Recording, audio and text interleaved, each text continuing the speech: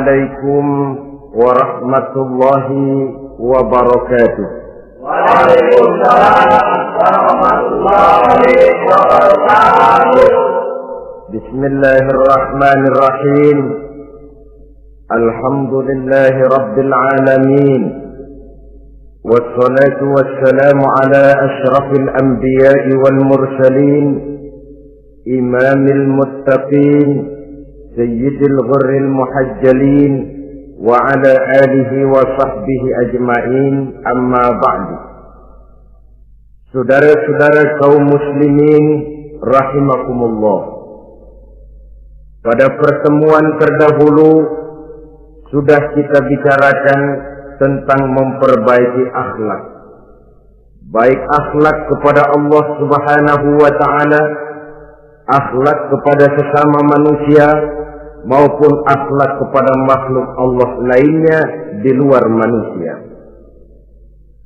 Kemudian secara umum Al-Imam Al-Ghazali rahimahullah membagi akhlak dalam dua bagian besar.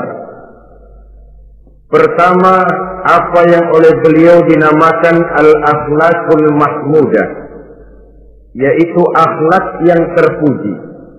Seseorang yang kepada Allah ia bertauhid, dalam pergaulannya dengan sesama manusia ia mempunyai sifat-sifat yang terpuji, seperti rendah hati, sabar, jujur, ikhlas, dan lain sebagainya.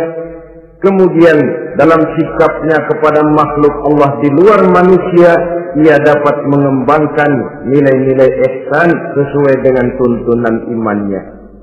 Ini seluruhnya dinamakan al-akhlakul mahmudah atau akhlak yang terpuji. Kemudian yang kedua oleh beliau dinamakan al-akhlakul mazmumah, yaitu akhlak yang tercela. Seseorang yang di dalam sikapnya kepada Allah mempunyai sifat-sifat kufur, baik dalam bentuk kemusyrikan, kemunafikan, atau hal-hal yang bisa menyebabkan ia menjadi murtad.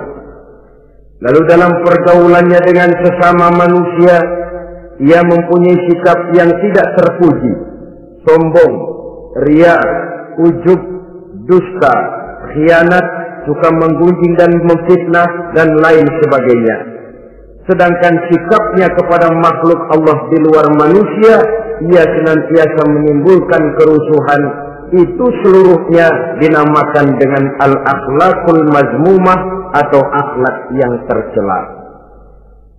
Untuk memperoleh akhlak yang baik, yang dalam bahasa populernya dinamakan al-akhlakul karimah, para ulama sufi memberikan tuntunan. Pertama, melalui jalan yang disebut taqalli. Yang kedua, tahalli. Dan hasilnya nanti akan membuahkan tajalli. Takhalli artinya mengosongkan diri dari segala macam sifat yang tercela.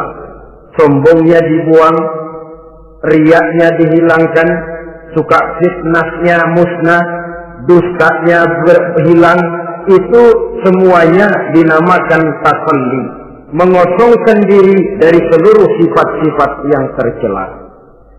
Apabila ini sudah berhasil dilaksanakan oleh seseorang, ia naik kepada tingkat yang selanjutnya dinamakan tahalli. Tahalli artinya menghiasi diri dengan seluruh sifat-sifat yang terpuji. Bila sombongnya hilang, berganti dengan tawadhu. Bila dustanya hilang, berganti dengan jujur. Bila khianatnya hilang, dihiasi hatinya dengan amanah, dan begitu selanjutnya. Hasil daripada tahalli, menghiasi diri dengan segala sifat-sifat yang terpuji, akan mengantarkan orang untuk sampai kepada tajalli, bisa menyaksikan kebesaran Allah Subhanahu wa ta'ala. Maka pada pertemuan kali ini kita akan mulai dengan yang pertama, tahalli, mengosongkan diri dari seluruh sifat-sifat yang tercela, menjauhkan diri dari semua akhlak-akhlak yang tidak baik. Dan pertemuan ini akan kita mulai dengan membicarakan dusta dan akibatnya. Saudara-saudara kaum muslimin rahimakumullah, salah satu nikmat yang diberikan Allah kepada kita makhluk manusia dalam hidup ini adalah kemampuan untuk berkata-kata, kemampuan menyalurkan hasrat hati dan keinginan jiwa melalui ucapan dengan bahasa sebagai alat komunikasi. Sehingga orang lalu berkata bahwa al-insan adalah hayawanun natiq. Manusia sebenarnya adalah binatang juga, cuma saja manusia binatang yang pandai berbicara. Oleh karenanya ini merupakan satu nikmat yang sangat besar yang perlu kita syukuri. Lidah bisa menempatkan seseorang pada posisi yang tinggi, lidah juga bisa menempatkan orang pada posisi yang paling rendah. Karena lidahnya orang dipuji, karena lidahnya orang dicaci maki dan dicela. Pendeknya seperti kata pepatah, al-lisan saghirul jirni azimul jurni. Lidah itu walaupun kecil bentuknya tetapi besar akibatnya. Hampir sebagian besar dari kesulitan-kesulitan yang menimpa manusia pada mulanya disebabkan oleh lidahnya. Sehingga pepatah mengatakan, salamatul insan fi hifdzil lisan. Manusia akan selamat apabila dia pandai menjaga lidahnya. Seperti orang kita bilang, lidah tidak bertulang. Artinya bicara kadang-kadang demikian enak, bicara kadang-kadang demikian nikmat, tidak terasa akan membawa akibat yang tidak pernah kita perhitungkan sebelumnya. Oleh karenanya, salah satu yang menyebabkan manusia bisa turun nilai kemanusiaannya apabila dia telah mempergunakan lidahnya untuk suatu yang lazimnya kita namakan dusta. Apa sebenarnya dusta itu? Dikatakan al-kadzib huwa adamu mutabaqatil khabar lil waqi'. Dusta ialah tidak adanya persesuaian antara berita dengan kenyataan. Itu yang dinamakan dusta. Berita tidak sesuai dengan kenyataannya. Nah, bentuknya bisa mengada-ada, bisa menambah-nambah, ataupun mengurang-ngurang. Itu bentuk-bentuk daripada tidak sesuainya berita dengan kenyataan. Mengada-ada, yang tidak ada diada-adakan, itu jelas merupakan dusta. Kemudian menambah-nambah, beritanya sebenarnya cuma 1 meter, tapi disampaikan orang kepada kita 5 meter, yang 4 meter tambahan. Disitulah kemungkinan terjadinya penyusupan-penyusupan berupa dusta adanya. Ataupun mengurang-urang. Beritanya sebenarnya 8 meter, sampai ke kita cuma 2 meter. Yang 6 meter berita itu dikorut. Itu juga sudah bagian tersendiri daripada yang dinamakan dusta. Oleh karenanya kita harus berusaha. Pertama dari sifat mengada-ada. Yang tidak ada diada-adakan, itu jelas dusta.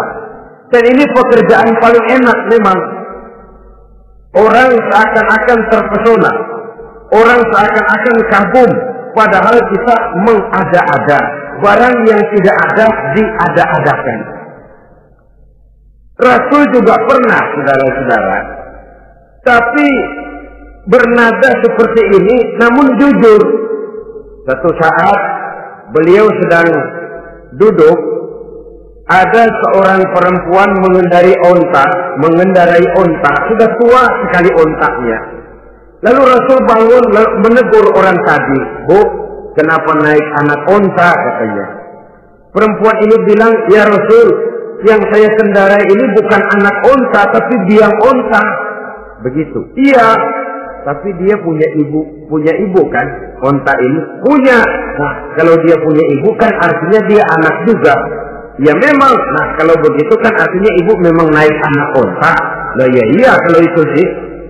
Kelihatannya mengada-ada, tapi memang benar begitulah adanya. Gurau untuk menghidupkan suasana, tapi tidak terlalu berlebih-lebihan. Yang kedua jenis daripada dusta itu menambah-nambah. Ini juga paling enak. Orang sering bilang, kalau kita ngirim duit, jangan harap kurang, jangan harap tambah. Tapi kalau kita ngirim berita, jangan harap kurang. Duit kita kirim kepada orang, jangan harap tambah. Kurang, jangan harap kurang. Atau jangan harap tambah, kurang bisa. Tapi kalau berita kita kirim kepada seseorang, jangan harap kurang itu berita, nambah bisa. Atau kemudian mengurang-urang, ini juga termasuk jenis daripada dusta. Baik mengada-ada atau menambah-nambah, kemudian mengurang-urangi, seluruhnya merupakan pekerjaan yang paling enak. Kita anggap sesuatu yang biasa, padahal akibatnya nanti akan menjadi luar biasa. Saudara-saudara kaum muslimin rahimakumullah, apa bahaya dusta dalam kehidupan manusia? Pertama, bagi dirinya sendiri. Orang yang berdusta sebenarnya sudah membahayakan dirinya sendiri. Apa bahayanya? Pertama, ia akan dikucilkan dari pergaulan. Sekali dia berdusta, orang mungkin masih percaya. 2 kali dia berdusta, orang mungkin masih bisa mentolerir. 3 kali dia berdusta, orang ngecap. Ini memang udah wataknya nih.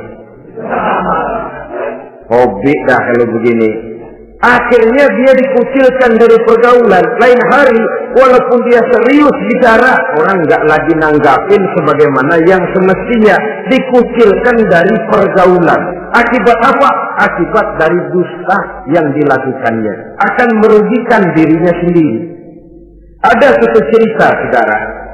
Seorang pengembala kambing sedang mengembalakan kambing di tanah lapang. Satu hari iseng dia sendirian. Ini orang kampung pengen tahu dibohongin. Teriak dia, "Tolong, ada serigala, ada serigala." Mendengar teriakan ini karuan, satu kampung orang nyaris keluar semua. Yang bawa pentungan, yang bawa golok, yang bawa pisau. Mana serigalanya, mana? Ini pengembala tadi nyengir. Kagak ada. Gue bohongin lo. Sudah, pulanglah orang kampung ini. Sekali, besoknya begitu lagi. Keluar lagi orang kampung, ternyata juga tidak ada serigala. Pada hari yang ketiga, serigalanya benar-benar datang. Si pengembala tadi pucat, lalu teriak-teriak, "Tolong, ada serigala datang." Nah, orang kampung udah nandain. 2 kali kita dibohongin, ini paling dia bohong lagi. Satu pun tidak ada orang kampung yang keluar untuk menolong. Akhirnya kambingnya habis dimakan oleh serigala. Yang rugi dirinya sendiri. 1 kali dia bohong, orang percaya mungkin. 2 kali dia bohong, orang masih tolerir. 3 kali dia bohong, orang nandain. Terkucil dari pergaulan akibat daripada perbuatan dusta. Oleh karenanya saya yakin tidak seorang pun di antara kita yang suka berteman dengan seorang pendusta. Karena apa? Seorang pendusta tidak akan segan-segan menjual temannya sendiri. Mengkambing hitamkan temannya sendiri. Artinya juga merusak pergaulan di dalam kehidupan ini. Penyakit yang bahaya yang kedua bagi diri orang yang berdusta itu sendiri, sifat dusta menyuburkan watak munafik. Nabi bersabda, "Ayatul munafiqi salatun." Tanda-tanda orang munafik itu ada 3. Tandanya, biasanya kalau tandanya ada, ya munafiknya insya Allah ada. Apa tanda orang munafik itu? Pertama, iza haddatsa kadzdzaba. Apabila berbicara selalu bohong. Belum pernah kalau bicara tidak bohong. Bohong itu sudah jadi lalapnya. Artinya enggak sumbrah ngomong kalau enggak dicampuri bohong. Seperti kurang enak makan kalau tidak pakai lalap. Ada saja bohong yang dibuat-buatnya. Ini ciri atau tanda daripada orang-orang munafik. Apabila berbicara selalu berdusta. Satu. Yang kedua, wa iza wa'ada akhlafa.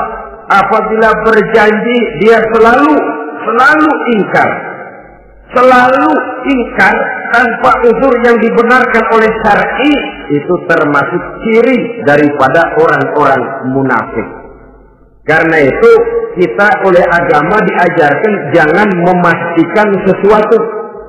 Pernah Rasulullah ditegur oleh Allah Subhanahu wa taala ketika datang orang bertanya, "Ya Rasul, Ashabul Kahfi itu sebenarnya berapa orang jumlahnya?" Ada yang bilang 5 orang, 6 dengan anjingnya. Ada yang bilang 6 orang, 7 dengan anjingnya. Ada yang bilang 8 orang, 9 dengan anjingnya. Yang benar yang mana Rasul? Rasul menjawab, besok. Jawabannya besok. Kenapa Rasul berani mengatakan jawabannya besok? Sebab beliau ngandelin. Biasanya kalau ada pertanyaan dari umat, lalu turun wahyu sebagai jawaban atas pertanyaan tadi. Sudah, besoknya dari pagi Rasul nunggu wahyu turun. Enggak turun. Besok nunggu lagi, enggak turun juga. Bingung. Sekali turun malah negur beliau. Wala taqulanna li syai'in inni fa'ilu dzalika ghadan illa ayyasha Allah. Kalau belum apa-apa Muhammad jangan berani ngeduluin. Besok. Semuanya hanya bisa terjadi dengan izin Allah. Illa ayyasha Allah. Oleh sebab itu harus diawali dengan insya Allah. Insya Allah besok saya pasti datang. Insya Allah ya, karena kita beriman kepada Allah, kepastian di tangan Allah. Pastinya karena kita memang berniat benar ingin datang. Kita kadang-kadang insya Allah ini jadi lawak sih. Asal dia bilang insya Allah udah tulen kagak mau dah. Besok ya, insya Allah enggak ya. Ini salah kaprahnya kita, saudara-saudara. Yang ketiga, ciri daripada orang munafik itu wa iza tumina khana. Apabila dipercaya dia selalu berkhianat. Tidak pandai menjaga amanah dalam kehidupan ini. Tidak boleh mendapat suatu kepercayaan lalu dikhianatinya kepercayaan itu. Maka jangan lupa bahwa kita diberikan lidah, kita diharuskan memelihara lidah. Dengan apa? Menjaganya daripada sifat-sifat dusta. Apabila berjanji, kita berusaha menepati. Apabila dipercaya, kita berusaha menjaga amanah. Kenapa? Mencari kepercayaan itu sulit, saudara. Tetapi memelihara kepercayaan itu jauh lebih sulit. Apalagi kalau yang bernama rahasia. Rahasia itu memang selama masih ada dalam hati. Kalau sudah kita bicarakan kepada orang lain, itu sudah bukan rahasia lagi sifatnya. Memang sih pada mulanya kita bisa ngomong. Nih gue ngomong begini nih sama lu doang nih. Lu jangan ngomong-ngomong sama yang lain ya. Nanti yang kita ajak ngomong lagi sama orang lain. Nih sama lu doang nih. Jangan ngomong-ngomong sama yang lain. Akhirnya kan terus sampai walaupun setiap kali ngomong mesti cuman malu doang nih ya. Tapi akhirnya tuh beritanya jadi merata menjalar. Kenapa? Rahasia adalah apa yang ada di dalam hati. Jikalau sudah kita bicarakan kepada orang, sudah bukan rahasia lagi namanya. Apalagi sifat manusia. Kalau dia lagi seneng sama kita, jangankan perbuatan kita yang baik, perbuatan kita yang salah pun masih dibenarkannya juga. Tapi kalau dia sudah jengkel sama kita, jangankan kita main judi, kita ngaji masih salah. Itu kalau orang sudah nggak senang itu ya begitu. Dia benci sama kita. Jangankan kita main judi, kita baca Quran masih salah. Tapi kalau dia senang sama kita, hampir matanya itu hilang dari penilaian-penilaian yang objektif. Oleh karenanya sifat dusta menyuburkan sifat kemunafikan di dalam diri seseorang. Yang diantara tandanya tadi, iza haddasa kadzaba. Apabila berbicara, ia selalu berdusta. Kemudian bahaya yang ketiga, orang yang selalu berdusta jauh dari ketenangan. Sebab apa? Pada saat kita mendustai seseorang, orang itu mungkin percaya. Tapi makin dia percaya, makin tersiksa batin kita. Kenapa? Hati kita sendiri ngomong, lu percaya kok gue bohongin? Kita sendiri tahu bahwa kita bohong.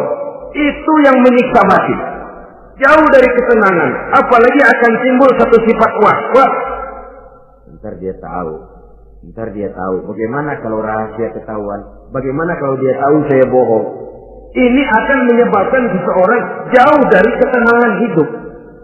Makin rajin dia berdusta, makin tersiksa jiwanya. Lain kalau hatinya sudah mati.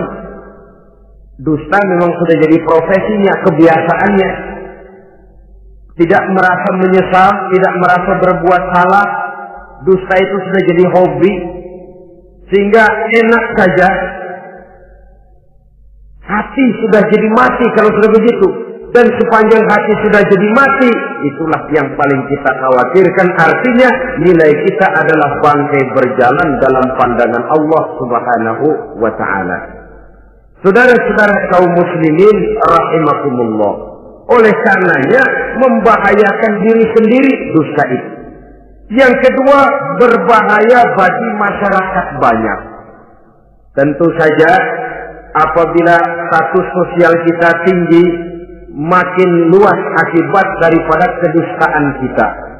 Seorang kepala rumah tangga yang berdusta, seluruh keluarganya jadi rugi. Seorang kepala kampung yang berdusta, rakyat sekampungnya rugi.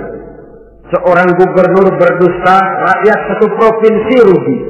Seorang pemimpin negara berdusta, rakyat satu negara rugi. Makin tinggi status sosial, makin besar akibat daripada suatu dusta. Oleh karenanya, menimbulkan keresahan di tengah masyarakat. Masyarakat itu apa? Dimulai dari masyarakat yang paling kecil, rumah tangga.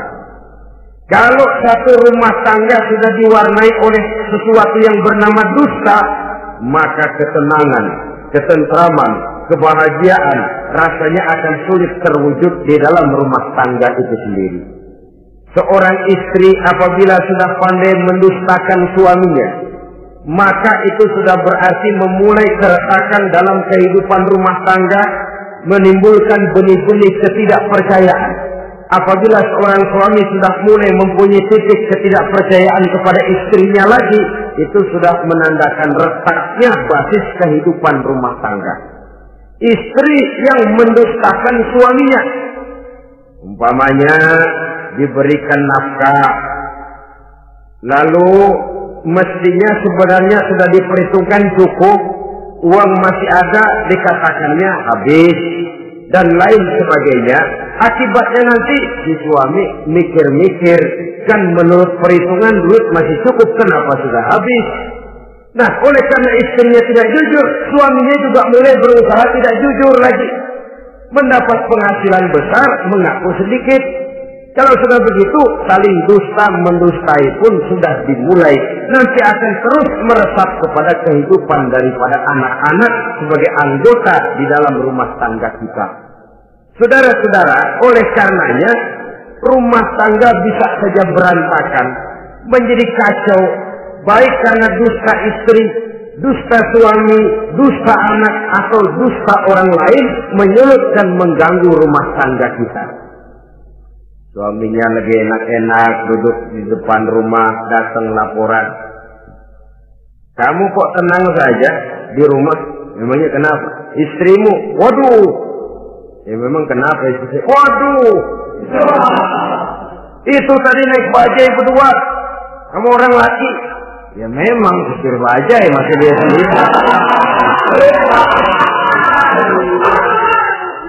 Tapi kalau berita ini digunting, dikat sampai di situ, kan nanti ini sudah menimbulkan suami mendengar istrinya naik bajai berdua dengan orang laki, tentu marah. Pulang istrinya sudah payah-payah dari pasar, dicaci maki dan lain sebagainya. Apa ini? Akibat dari omongan dari lidah yang memang kecil dan tidak bertulang itu, tapi sungguh sangat besar akibatnya. Kemudian juga pergaulan. Berapa banyak saudara jauh dari saudaranya, teman berpisah dengan temannya, tetangga marah dengan tetangganya akibat daripada perbuatan lidah, daripada ucapan lidah ini. Akibat daripada yang bernama dusta ini. Oleh karenanya, saudara-saudara, dusta pun merusak pergaulan. Kemudian usaha. Satu kali kita berdusta, mungkin usaha mendatangkan untung. 2 kali kita berdusta, masih bisa mendatangkan untung. 3 kali kita berdusta, orang akhirnya akan mengadakan perbandingan. Ini kadang-kadang dalam usaha, dalam dagang, dusta juga bisa jadi lalang.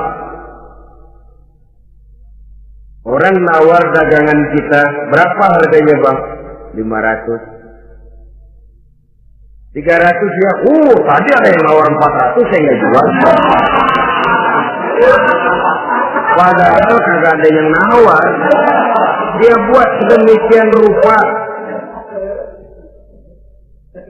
Atau kadang-kadang tidak segan-segan memakai sumpah untuk membela kebohongannya. Walaupun sebenarnya bukan sumpah, karena sumpah itu harus dengan lafzul jalalah, wallahi atau billahi, atau demi Allah.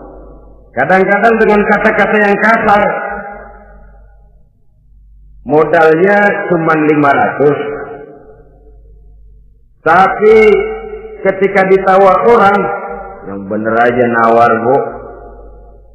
Padahal ini saya beli modalnya aja 700 perak, biar mampus nih.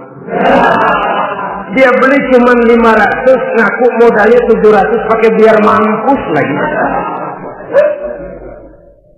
Saudara hadirin yang saya hormati, sepintas mungkin orang percaya, mungkin orang lain tergerak untuk membeli, tapi kemudian keuntungan yang didapat dengan jalan berdusta itu bisakah membawa berkah dalam kehidupan kita?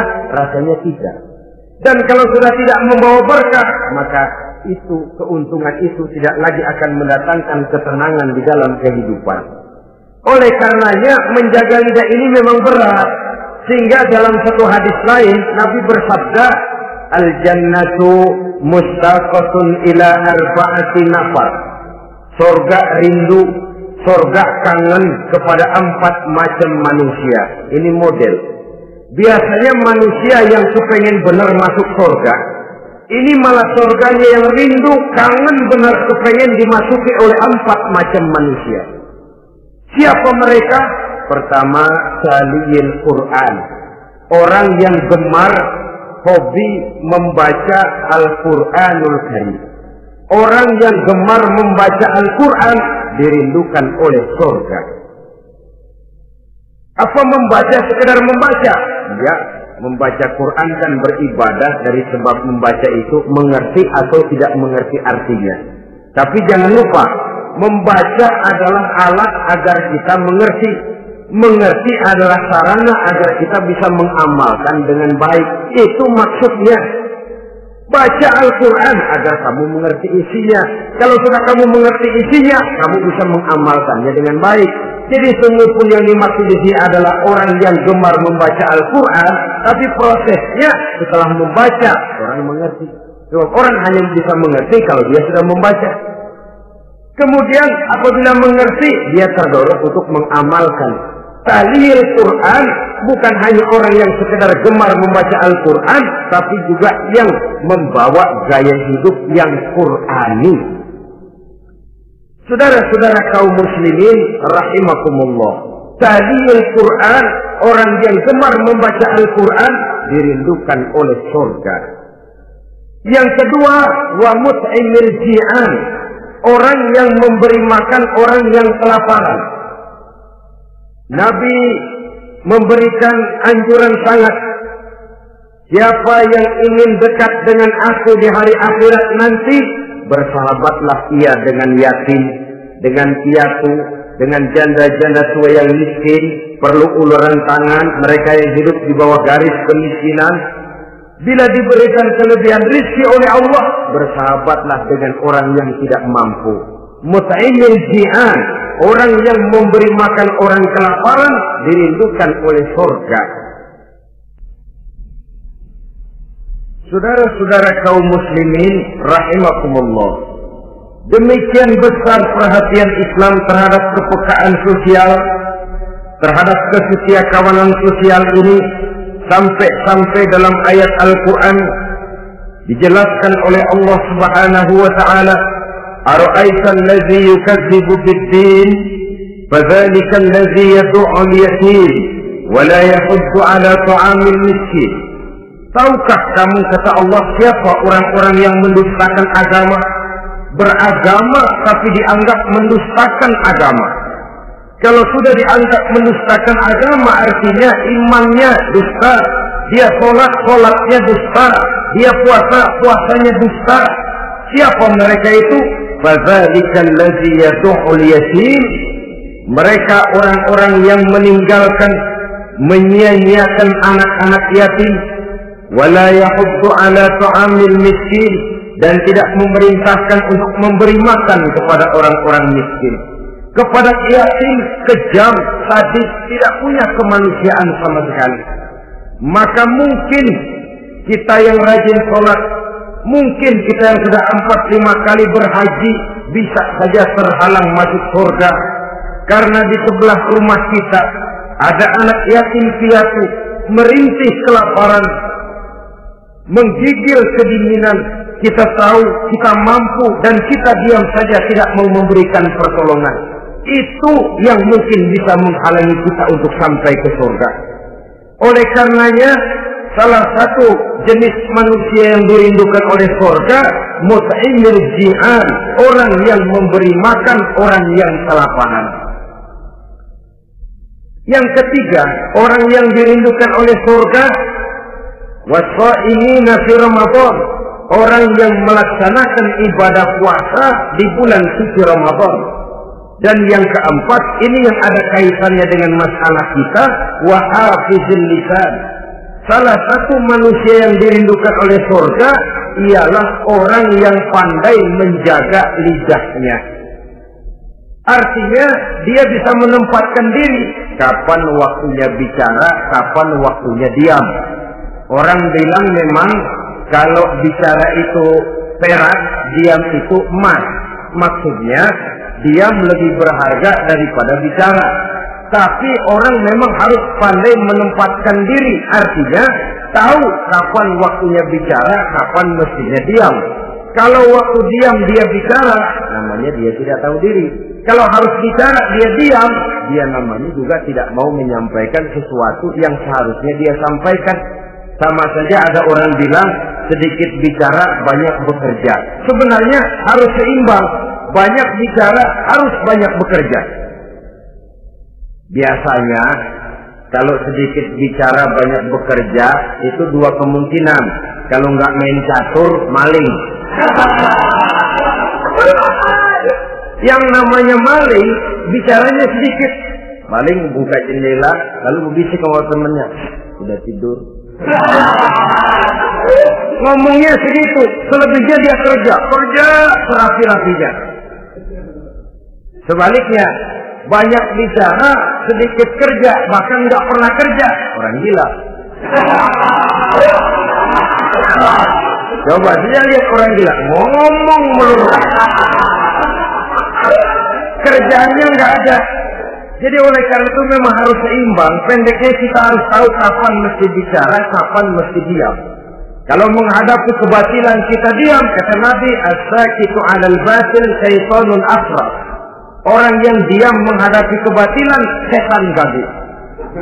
Masya Allah, saudara-saudara. Ada munkarat, ada maksiat, ada kebatilan, ada kezaliman. Dia diam, tidak mau menyampaikan yang benar. Itu setan gaduh. Sehingga dikatakan, qulil haqqa walau kana murran. Sampaikan, katakan yang benar walaupun pahit. Dan memang menyampaikan kebenaran bukan main pahitnya.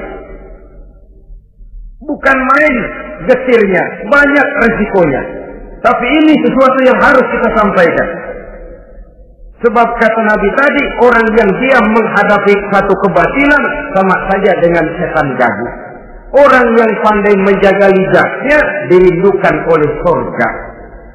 Dan ini walaupun kelihatannya pekerjaan ringan, kecil, berat, saudara-saudara. Bahkan diceritakan Nabi Ibrahim itu pernah nangis di hadapan Allah Subhanahu wa Ta'ala.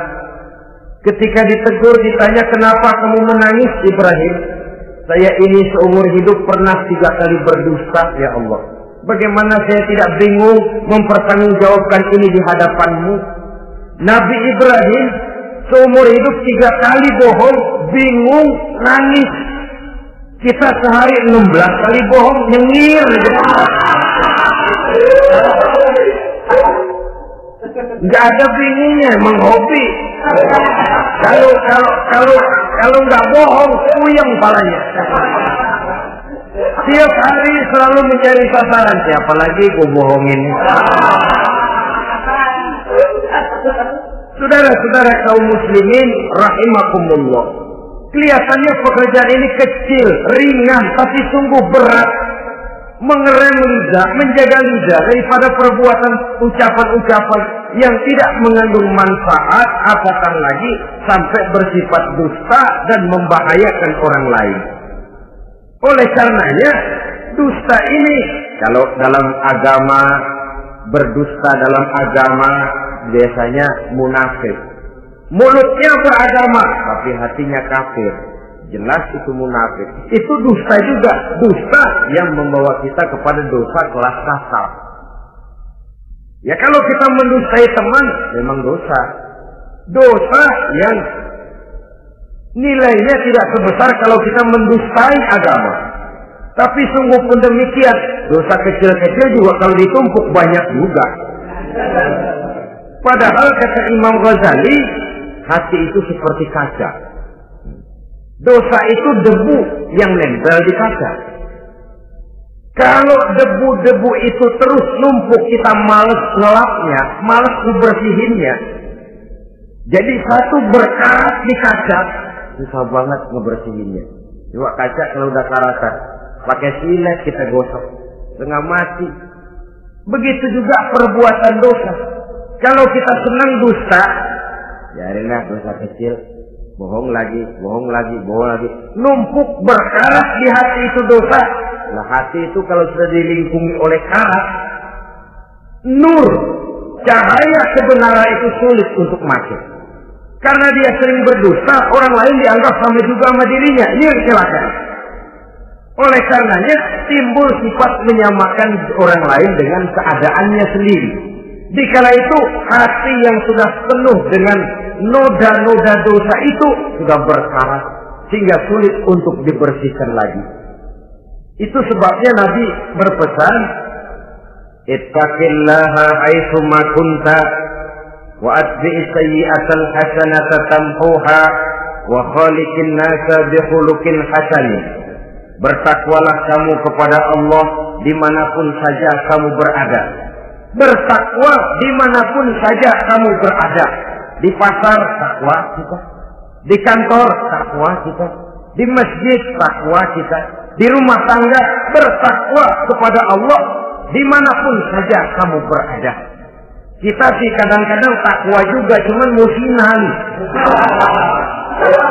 Takwa kita pakai tempat. Asal lagi duduk di masjid, dengerin pengajian, dengar kiai pidato, manggu takwa bener. Keluar dari masjid, teler aja lagi.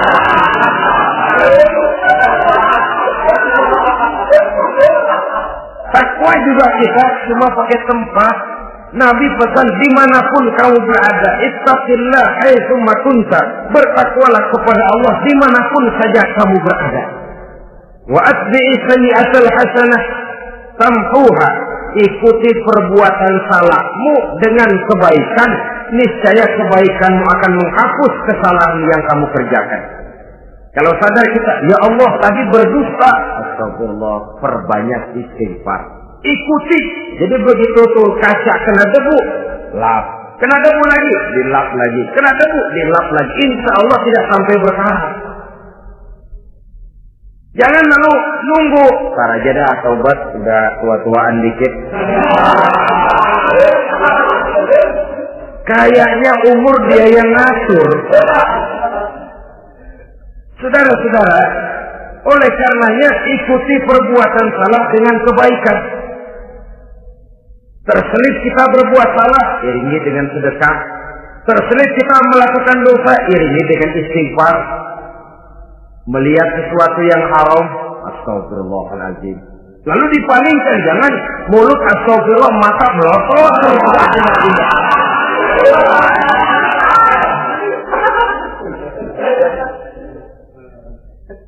Wa khaliqin nasa bi khuluqin hasanin, dan bergaulah dengan manusia mempergunakan akhlak yang baik. Ini pesan daripada Rasulullah sallallahu alaihi wasallam. Jadi oleh karenanya dusta dengan seluruh akibatnya ini bisa menimbulkan bahaya bagi diri sendiri, bagi rumah tangga, dalam pergaulan, dalam usaha, dalam masyarakat, bahkan pada akhirnya bagi kehidupan satu bangsa dan satu negara. Lidah yang kecil tapi besar akibatnya bisa menyengsarakan manusia atau menempatkan manusia dalam satu posisi yang tinggi. Kalau kita adakan satu perbandingan, Nabi Ibrahim seumur hidup 3 kali saja berdusta, nangis di hadapan Allah. Kita yang hampir tidak ada hari, ya kalau orang sekarang bilang tiada hari tanpa olahraga. Rasanya kita kalau mau jujur bisa juga bilang tiada hari tanpa bohong. Pernahkah kita menangis menyesali dusta yang sudah kita lakukan? Berapa banyak orang yang sudah kita janjikan kita gantung dengan janji itu. Padahal dia punya hajat yang demikian sangat bergantung kepada kita. Tapi lidah ini enak saja. Gampang dah. Tar. Sok. Gampang dah itu mah. Beres gak beres? Enggak ada yang enggak beres. Semuanya kalau lidah kita beres, gampang, ntar, besok, enak, endah aja.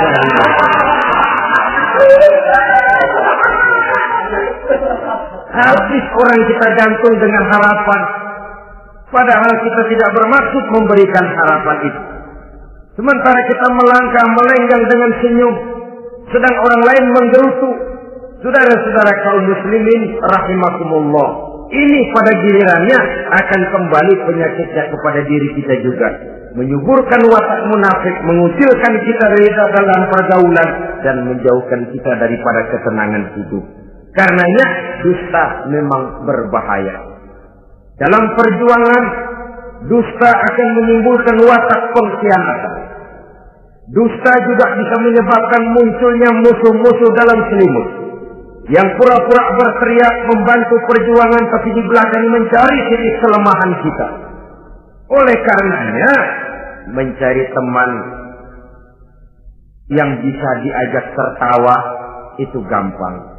Mencari teman yang mau diajak menangis itu sulit. Mencari teman yang mau diajak nyanyi banyak.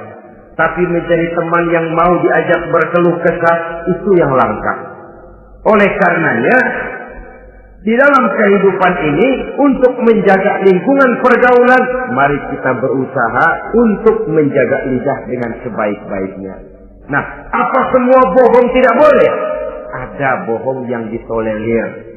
Di antaranya kata Nabi, salasun laisa minal kadzdzab. Ada 3 macam bohong yang tidak dianggap bohong. Bohong tapi tidak dianggap bohong. Dusta tapi tidak berdosa. Kalau memang harus bohong, carilah bohong yang tidak dosa. Bahkan insya Allah ada pahalanya kalau kita ikhlas. Apa itu? Pertama, hadisul rajulu limar'atihi au hadisul mar'atu li zawjiha. Bohongnya seorang suami untuk menyenangkan hati istrinya. Gak apa-apa. Untuk menyenangkan hati istrinya. Misalnya, suami pulang dari kantor, perutnya lapar. Begitu makan, nyobain sayur, asinnya luar negeri.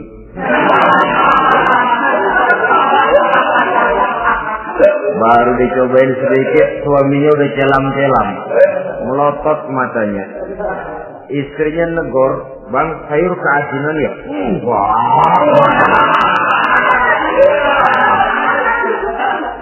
Soal keasinan bagus. Cuma tadi di kantor saya sudah diajak makan oleh teman, jadi masih kenyang. Simpan saja lah, nanti sore kita baru makan. Lapar, kesel, jongkok, tapi karena mau menyenangkan istri.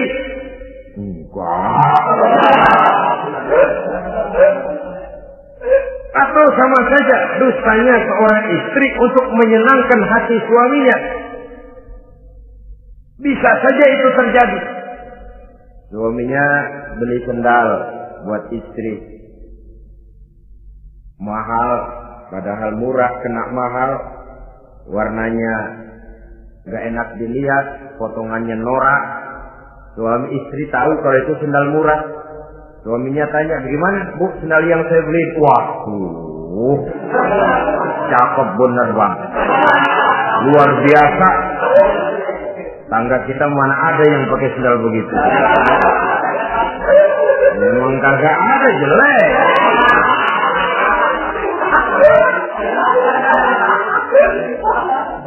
Tapi kalau waktu itu istrinya jujur, malah akan bisa menimbulkan keretakan. Bohong seperti ini termasuk bohong yang bisa ditolerir untuk menyenangkan hati istrinya atau untuk menyenangkan hati suaminya.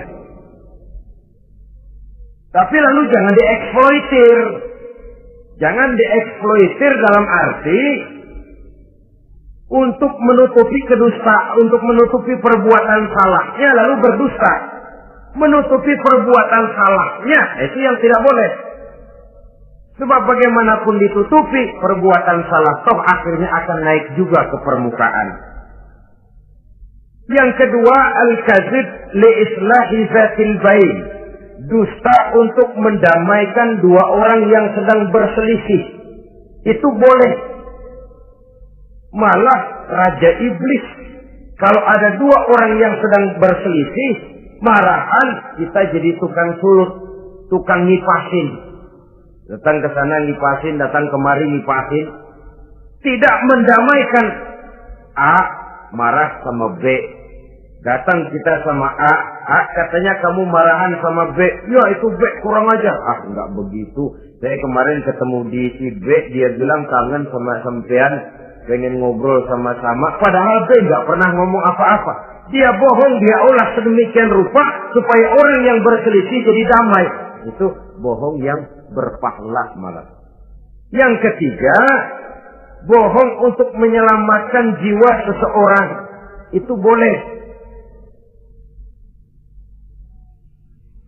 Ada orang mau membunuh, PKI nyari ustadz. Nah, kamu tahu rumahnya Ustadz Ano? Kamu tahu? Tahu pak? Gimana? Bapak mau apa? Mau saya bunuh dia, kurang ajar. Oh, orangnya nggak ada pak. Kemana? Wah, tahu keluar negeri, keluarnya lagi kali dah. Jauh. Padahal orangnya ada di dalam, tapi dia berdusta untuk menyelamatkan jiwa orang yang sedang terancam. Itu malah boleh, bukan saja boleh, berpahala, malah berdosa kalau waktu itu dia jujur. Mau cari ustadz buat apa nih pak? Mau saya bunuh? Ada pak di dalam. Ada.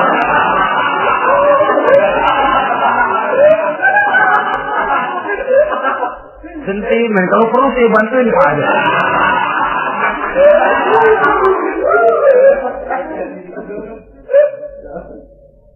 Hanya jenis bohong-bohong seperti ini yang bisa ditolerir. Itu akibat di dunia, saudara.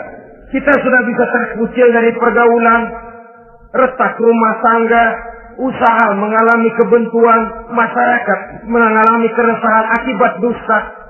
Di akhirat nanti, na'udzubillah, summa na'udzubillah. Kita baca dalam riwayat Mi'raj, Rasul melihat orang yang lidahnya menyengser ke tanah, digunting, putus, bersambung lagi, digunting lagi, putus lagi, bersambung lagi. Kadang dituangi dengan coran api neraka. Na'udzubillah, coran neraka. Kita nginjak puntung aja lompat. Ini mulutnya dituangi dengan coran dari neraka. Innalillahi wa inna ilaihi raji'un. Iya, tapi kalau dituangi coran begitu dari neraka kan terus mati sekaligus. Iya, kalau terus mati lumayan.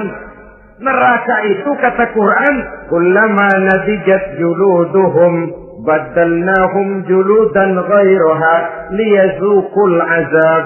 Tiap kali hancur kulitnya, kami buatkan kulit yang baru. Diazab lagi, hancur lagi, dibuatkan lagi. Untuk apa begitu? Liyazuqul azab, biar dia rasain. Kalau sekali kemplang mati mah enak. Pokoknya diazab di neraka, digejrot, mati, selesai. Lumayan. Ini nggak ada matinya. Penyet, bangun lagi, kemplang lagi, persis salam cemen.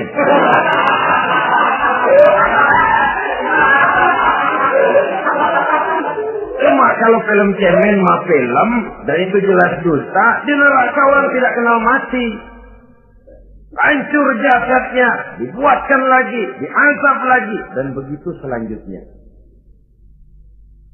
Jangan lalu berhitung. Kalau dosanya kebanyakan kan malaikat Malik gemes, ntar dilemparin ke neraka, kelebihan liwat.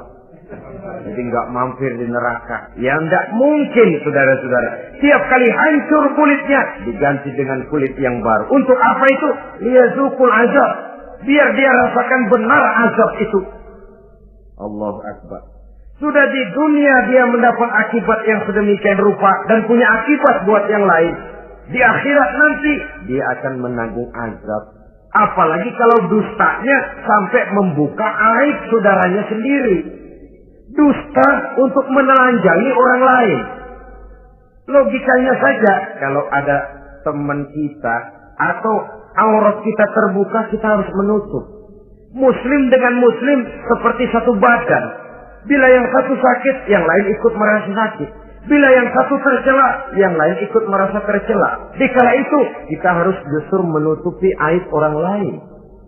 Malahan Nabi mengatakan, siapa yang menutupi aib saudaranya di dunia ini, saudaranya muslim, Allah akan menutupi aibnya di akhirat nanti. Kita kadang-kadang bukan nutupin sih, malah ngorek-ngorek. Kadang-kadang nggak tahu aja belagak tahu. Ya, gue dengar anak. Banyakan dia ngipasinnya. Saudara-saudara kaum muslimin rahimakumullah. Begitu lidah yang suka berdusta digunting dari gunting api neraka, terpotong dibulatkan lagi, terpotong dibuatkan lagi, tidak henti-hentinya sampai kepada hari akhirat nanti. Karena itu berlindung kita kepada Allah. Jangan sampai diberikan lidah yang gemar berdusta. Tapi lidah yang gemar mengatakan yang benar walaupun terasa pahit. Mengucapkan kebenaran itu besar resikonya. Panjang jalannya, banyak akibatnya. Mencegah kemunkaran besar resikonya. Tapi itu harus kita lakukan. Setidaknya mencegah kemunkaran. Rasulullah sallallahu alaihi wasallam dalam satu hadis menyatakan iyyakum wal kadhiba fa innal kadhiba yahdi ilal fujuri wal fujuru yahdi ilal nar. Hati-hatilah kamu daripada sifat dusta, sebab sesungguhnya dusta membawa kepada perbuatan durjana dan perbuatan durjana menggiring orang kepada neraka. Mula-mula memang ucapan, dari ucapan orang melangkah kepada perbuatan, dan perbuatan itulah yang akan jadi penilaian Allah. Jikalau baik, dia akan menyebabkan kita ke surga. Jikalau tidak baik, perbuatan kita jugalah yang akan menjerumuskan kita ke dalam neraka. Dimulai dari suka berdusta. Akibat lidahnya gemar berdusta, perbuatannya pun merupakan perbuatan dusta. Suka pura-pura, mental munafik. Artinya hilang sifat kejujuran dalam dirinya. Apabila ini sudah melembaga dalam kehidupan seseorang, sulit dia melepaskan diri dari cengkraman dusta itu sendiri. Untuk jangka pendek di dunia ini maupun jangka panjang di akhirat nanti, dusta hanya akan membawa malapetaka bagi diri yang bersangkutan dan juga bagi orang lain. Benar kalau tadi pepatah mengatakan salamatul insan fi hifdzil lisan. Bahkan ada yang bilang kalau lidah lukai hati, kalau pedang lukai tubuh, masihkan ada harapan sembuh. Kalau lidah lukai hati, kemana obat hendak dicari? Kita tampar orang dengan tangan 2-3 hari, 2-3 jam bahkan sudah hilang bekas tamparan itu. Tapi kita tampar orang dengan lidah, dengan ucapan, seumur hidup dia akan tetap ingat. Kita bohongi orang, kapan ketemu dia ingat nih, dia nih. Nih yang kerjanya bohongin melulu. Gimana aja ada bohongnya. Kalau sudah dicap sebagai pendusta, kita memang nggak tahu, tapi tiap kita jalan orang iringi perjalanan kita. Pembohong, pembohong, pembohong. Saudara, masyarakat ini punya hukum yang tidak tertulis, tapi lebih kuat dan lebih kejam daripada hukum yang tertulis. Sehingga lalu orang mengatakan, sekali arang tercoreng di dahi, seumur hidup orang tak percaya. Ini artinya hukum masyarakat itu lebih kejam daripada hukum yang tertulis. Sekali kita dicap sebagai pendusta, lain kali kita mau benar-benar banget juga. Aku benar-benar banget ini, sumpah dah. Alah, sumpah lo udah lalap dah, udah laku. Ya Allah, kita sumpah pun orang gak percaya. Ya kalau binatang kita pegang ekornya, barangkali. Tapi kalau orang jelas omongannya yang kita pegang. Nah kalau omongannya sudah nggak bisa dipegang, apanya lagi yang kita harapkan? Oleh karenanya, saudara-saudara, lidah yang kecil bentuknya tapi besar akibatnya ini harus diisi dengan nilai-nilai iman. Lidah yang sudah dimasuki nilai iman akan berat untuk berdusta, berat untuk memfitnah, berat untuk menggunjing, ringan untuk mengucapkan yang baik, ringan untuk zikrullah, ringan untuk baca Quran, ringan untuk musyawarah terhadap hal-hal yang baik.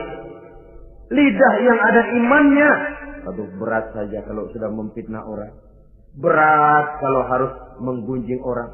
Tapi lidah yang belum ada imannya, nyelonong saja, licin kalau diajak fitnah, licin kalau diajak ngata-ngatain orang, licin kalau diajak mengadu domba orang lain. Dan ini akan berakibat nantinya timbulnya keretakan, keresahan sejak dari pribadi, rumah tangga, masyarakat luas. Akibat apa? Dusta. Dari sekian dusta yang paling kita khawatirkan adalah kalau kita sampai dicap oleh Allah sebagai pendusta agama. Beragama tapi dianggap pendusta. Agama sekedar lipstik, agama sekedar dekorasi, agama sekedar penghias kartu tanda penduduk, tapi hidup jauh dari tuntunan nilai-nilai agama. Pendusta-pendusta agama semacam ini pada gilirannya akan terkena penyakit yang disebut munafik. Iman lidahnya tapi kufur hatinya. Islam ucapannya tapi kufur perbuatannya. Nah, ini resikonya sangat besar. Adapun dusta-dusta kepada orang lain, dosa ya dosa, tapi dosa yang mudah untuk bertaubat. Kalau saya katakan mudah untuk bertobat, saya bukan merangsang kita untuk berdusta, bukan.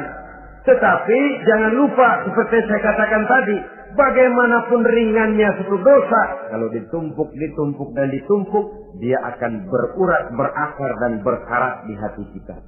Dan bukankah hati itu merupakan cerminan dari seluruh panca indera?